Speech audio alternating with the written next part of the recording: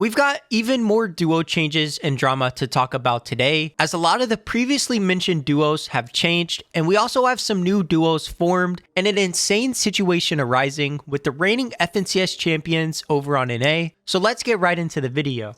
Starting it off, we have a lot of duo changes to talk about. Previously, we mentioned that Dukes and Kanata were together and Cooper and Ritual were together, but Cooper and Ritual ended up deciding to not play, and Re and Ritual got back together, and they're back landing Reckless Railways for this season. And we have a new duo, Cooper and Kanata. They will be playing this season because Dukes tweeted out that he did not want to play on stream this season and he would be looking for duo. So Cooper and Kanata are our big new duo on NA.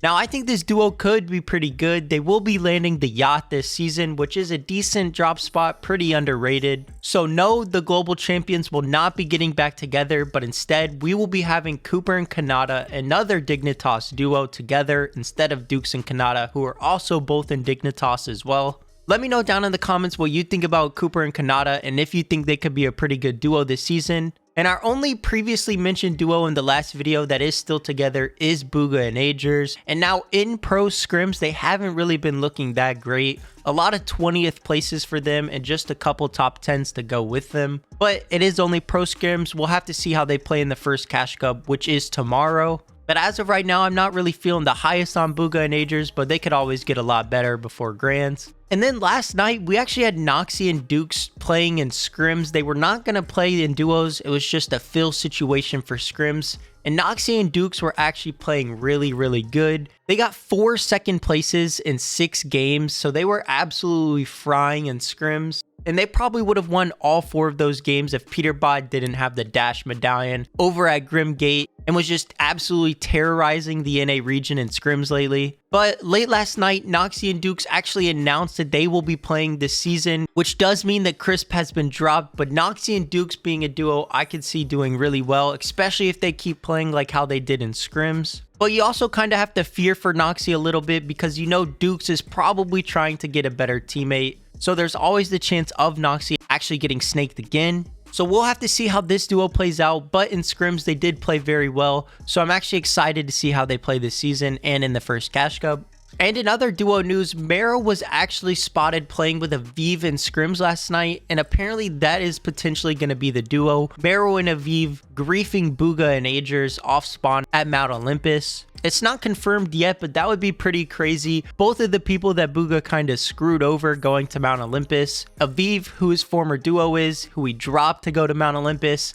And then Mero, who he went to go contest at Mount Olympus. So Mero and Aviv would be the ultimate revenge duo contesting Bugha this season. If Aviv ends up not playing with Mero, he'll probably end up playing with Chubbs, but I think him and Mero have a pretty high possibility of actually playing.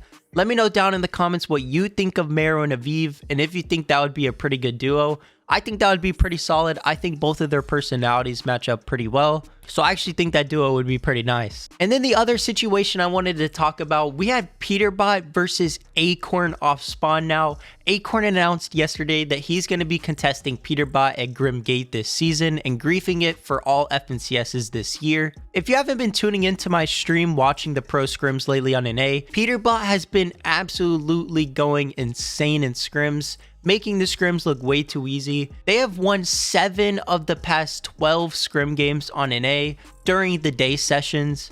And it just seems like every single game that they play in-game and don't troll and die early, they just insta-win because going for height with the dash medallion is just too easy. Imagine trying to fight Peterbot and Poyo, 2 of the best fighters ever being in one duo, but they just are dashing around on height and you can't even see them. It's like fighting Ghost on height. It's insane to watch because of how easy it is for them to just take height instantly from teams. There's nothing you can do about it. And now we're going to have them fighting off spawn versus Acorn, the reigning FNCS champions on NA. Acorn and Cold are the only team that can put a stop to Peterbot and Poyo's madness. Because if we saw Peterbot and Poyo uncon the whole season, there was no reason to even queue up FNCS. Peterbot and Poyo were going to win by 1,000 points guaranteed because of how easy it is for them to win games.